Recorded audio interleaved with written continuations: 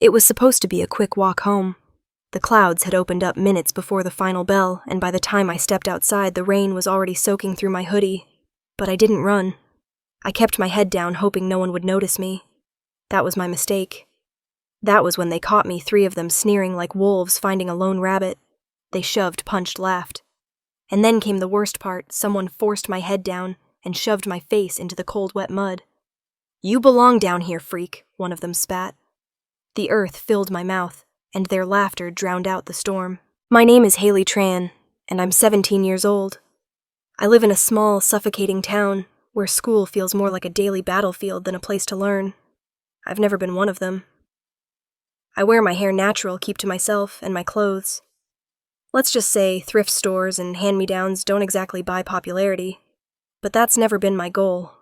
I just wanted to survive unnoticed. But in high school, invisibility makes you a target. It started a few weeks ago. A girl named Mandy, head cheerleader, flawless makeup, icy smile, decided I looked smug in class. That's all it took. From there, it escalated fast whispers behind my back, shoving in the hallway gum on my locker. I tried to laugh it off, tried to tell myself it would stop. But today, they weren't subtle. Today, they wanted to break me. As I lay there in the mud, a boot pressed lightly on my shoulder, pinning me down. Not hard enough to injure, just enough to humiliate. Someone, Tasha, I think filmed it. I heard the phone shutter click. "This is gold." She giggled. Then another shove. My knee scraped on a rock hidden under the wet leaves, pain shooting up my leg. I didn't scream. That seemed to disappoint them. They finally left when the rain picked up, maybe afraid of getting their hair wet. I stayed on the ground for another few minutes, mud dripping down my chin. Eyes wide, breath shaky. My fingers dug into the earth, not to get up, but to feel something solid. Something that wouldn't collapse like my dignity just had. When I finally stood, I couldn't even look at my reflection in the puddles. My hoodie was ruined, streaked with brown sludge. My jeans stuck to my legs like a second skin. My backpack was ripped open, books soaking wet. I could feel every eye on me as I hobbled toward the school gate, too broken to cry, too numb to be angry. But a thought settled in the pit of my stomach, heavier than the rain. They wanted me to feel small. They'll regret that. I didn't say a word when I walked through the front door.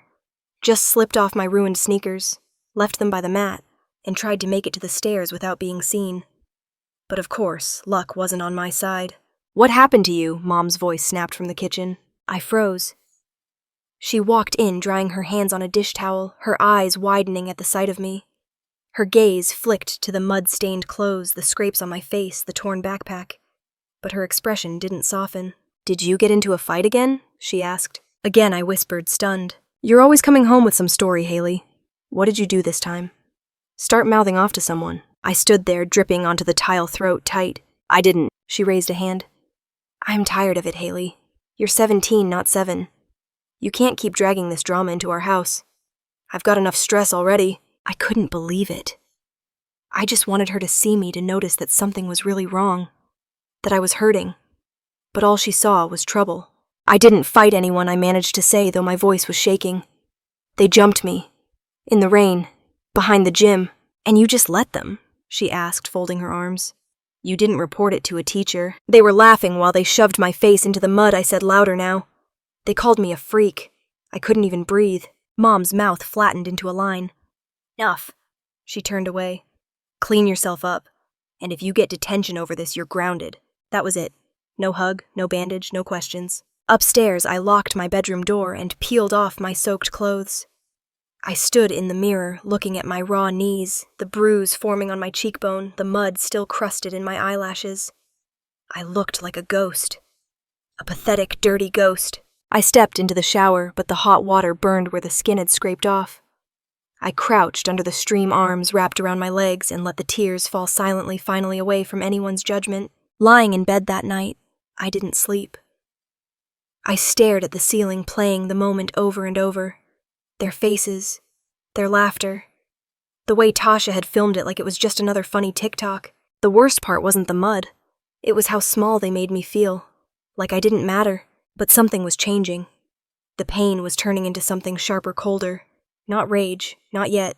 Just the realization that no one was going to save me. If I wanted this to stop, I had to become someone they'd never forget. The next morning, I faked a stomachache to stay home. I didn't want to face them. Not Mandy, not Tasha, not the other girls who stood around laughing like it was a show and I was the clown drowning in dirt. But mostly, I didn't want to face the silence. Because that was always worse than the insults, the way everyone else pretended nothing happened. The way teachers didn't notice. Or didn't care. By lunchtime, I found myself back at school anyway. Mom said no more excuses and shoved 2 aspirin into my hand. So I walked into that building with a fresh bruise and a blank face. I was learning how to wear it like armor. I avoided the cafeteria and went straight to the nurse's office. Miss Callahan barely looked up when I asked if I could lie down for a while. She handed me an ice pack and waved me to the cot in the back without a word. That's where I stayed for the rest of the period, staring at the ceiling tiles, their speckled pattern blurring into static. I closed my eyes and tried not to exist, but then I heard it. Through the thin curtain and glass window, I could make out Mandy's voice echoing in the hallway, laughing. Loud, effortless, cruel. She looked like a drowned sewer rat, Mandy was saying. Tasha snorted. No, like roadkill. You should have seen her face when I said you belong down there. I almost peed. They burst into laughter, their footsteps fading as they walked away. I sat up slowly. My fists clenched around the thin blanket. The ice pack fell to the floor, forgotten. I didn't even realize I was shaking until I looked at my hands. That was the moment something inside me flipped. They weren't sorry. They weren't even hiding it. They thought it was funny. They thought I was funny. Just a mud-streaked joke. I left the nurse's office without asking. Walked straight into the girls' bathroom and locked myself in a stall. I stared at my reflection in the mirror above the sink for a long time. The bruise had bloomed into a sickly green. My eyes were puffy, but I didn't look away. "You're not nothing," I whispered. I pulled out my phone and opened the school's anonymous forum, Real Talk Central. People posted gossip there all the time. Rumors, jokes, dumb polls. But sometimes, screenshots, pictures, confessions, and maybe, just maybe, a reckoning. I opened the camera, turned it on myself, stared dead into the lens, and then, with a shaking hand, I hit record. I wasn't sure yet what I was going to do, but I knew this: I wouldn't stay silent. Not anymore. Let them laugh. Let them talk. Soon they'd be watching me. It started with a single post. The next morning I sat in the back row of homeroom hood, up earbuds and trying to act invisible. My face still ached, but I'd applied concealer over the bruises badly, but enough to hide them from teachers. The bell hadn't even rung when I noticed the first few gasps. "Is that her?" "You wait," is her face in the mud. I glanced at the girl 2 rows in front of me. She was holding her phone sideways, screen glowing with the familiar format of Real Talk Central. I leaned just enough to glimpse it, then froze. There it was. A blurry, rain-soaked photo of me, face pressed into brown slop, my soaked hoodie clinging to my back. The caption read, "Dirt Princess." This one really knows her place. Hundreds of laughing emojis, comments piling up like trash. I thought pigs liked mud. That's what you get for trying to act better. Next time, just bury her and save time. I couldn't breathe. It felt like someone was sitting on my chest. My hands gripped the desk as my vision blurred, not from tears, but from a pressure I couldn't describe. Anger, shame, some mixture of both boiling over. Behind me, someone muttered, "Should have worn a snorkel." That was the final crack. They filmed me, posted it, mocked me publicly, and now the entire school was laughing. I could disappear, delete my social media, pretend none of this happened, or I could burn their little empire to the ground. That night I spent hours planning. Not revenge, not in the childish way. I didn't want to fight fire with fire. I wanted truth. I wanted justice. So I began to watch them, Mandy, Tasha, and the others. I stayed quiet, invisible. But my phone was always ready. I recorded their cruel jokes, the way they whispered threats to other girls in the locker room, the way they bragged about skipping detentions because coach will cover for us. I compiled everything. Edited clips, screenshots, dates, audio, a timeline of rot, and then I made a decision. There was an all-school assembly coming up, student council speeches, Spirit Week, announcements, a projector, and mic set up in the gym, a perfect stage. Perfect. I just needed access to the AV booth. And my courage. The latter was harder. But every time I looked in the mirror and saw that faint bruise on my cheek, I remembered what it felt like to be shoved into the mud. That was my fuel. They thought they'd buried me. They didn't know I was a seed. The morning of the assembly, I barely touched my breakfast. My hands were shaking too much to hold a spoon. Mom noticed, of course, but said nothing. Just tapped her phone and muttered about a late work call. I didn't bother telling her what I was about to do. She wouldn't believe me anyway. I'd rehearsed it in my head 100 times. I knew the school AV system inside out. I'd been a tech helper in 9th grade before I was Weird Haley. The controls hadn't changed. Just plug in a USB and press play. Simple. The complicated part, timing. I skipped my first period and waited near the gym's side door until I spotted Mr. Raymond the janitor wheeling in the extra chairs. I slipped in behind him, hoodie up, heart thudding. No one noticed me. I was good at being invisible. Inside the control booth, I locked the door and plugged in my flash drive. The video file was queued 5 minutes long, time-stamped, captioned. A timeline of everything they'd done, not just to me, but to others. Footage of Mandy mocking a student with a stutter. Tasha pushing a girl against a locker and smirking. Audio clips of them bragging about controlling teachers like puppets. And yes, my face in the mud, their voices laughing in the background. A slow-burn disaster stitched together with truth. By the time the gym filled with students, I was sitting behind the booth curtain, breathing in shallow bursts. My hands were cold. My legs wouldn't stop bouncing. Principal Harris stepped onto the stage, smiling too wide. "Before we begin, a quick message from one of your peers," she said. "We received this file anonymously and decided it was worth sharing." Click. The screen lit up. It began silently, images fading in and out. Students turned to look. Curious murmurs. Then came the voices. The laughter. The insults. When my muddy face appeared, the gym fell into stunned silence. Whispers started in the bleachers. I peeked through the curtain and saw Mandy's face contort confusion, then recognition, then horror. Tasha turned bright red and shook her head like she could erase it all by refusing to believe. One teacher gasped audibly. Another stood and began marching toward the AV booth. I opened the door, calm now. I walked out slowly down the aisle of the gym. Everyone turned to stare. I didn't care. Mandy tried to stand. "She's lying. She faked this." "No," I said, my voice echoing loud and clear through the mic someone had left on the edge of the stage. "You just never thought anyone would call you out." The principal rushed toward me, but I held up a hand. "I'm done being quiet. I'm done letting people like you decide who gets to feel safe." More murmurs, some claps. Mandy sat back down, her eyes wild, mouth tight. She knew. It was over. And I wasn't afraid anymore. By the time the assembly ended, chaos had erupted. Some students clapped. Others just stared in stunned silence. A few teachers exchanged hushed whispers near the podium. And Mandy tried to laugh it off, but her voice cracked with panic.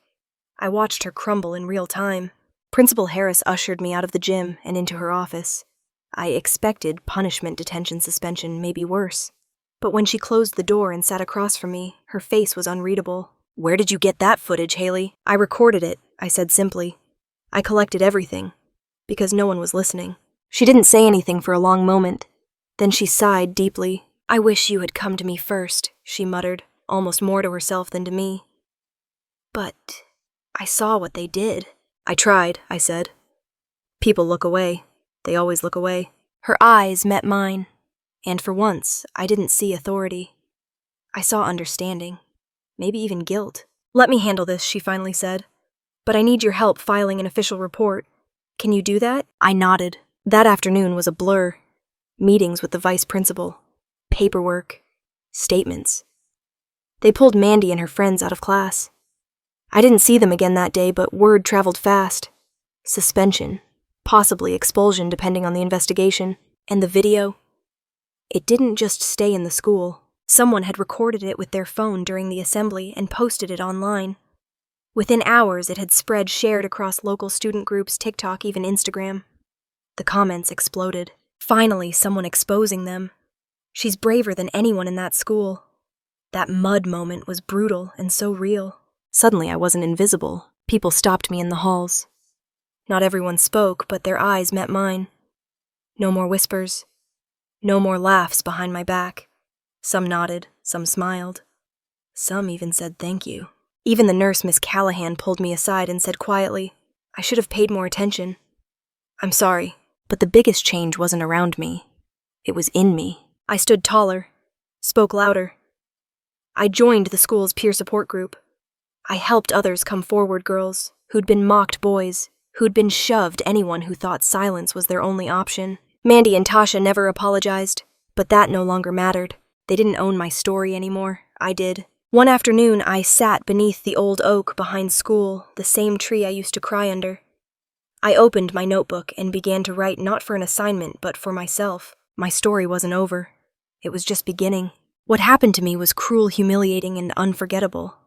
But it also forced me to find something I didn't know I had a voice. For too long, I let others decide my worth. I let their laughter become my silence. But pain has a way of sharpening you, and mine became my weapon. If you're reading this and you've ever felt like I did, buried, voiceless, broken, please know this. You are not weak. Speaking out isn't easy, but it's powerful. You don't have to become what they say you are. You can fight back not with fists, but with truth, with proof, with purpose. Bullies thrive in silence. Shine a light and they scatter. I was the girl with her face shoved in the mud, but I stood up, wiped it off, and made the world watch. And I promise you, so can you. Don't let them write your ending. Take the pen back.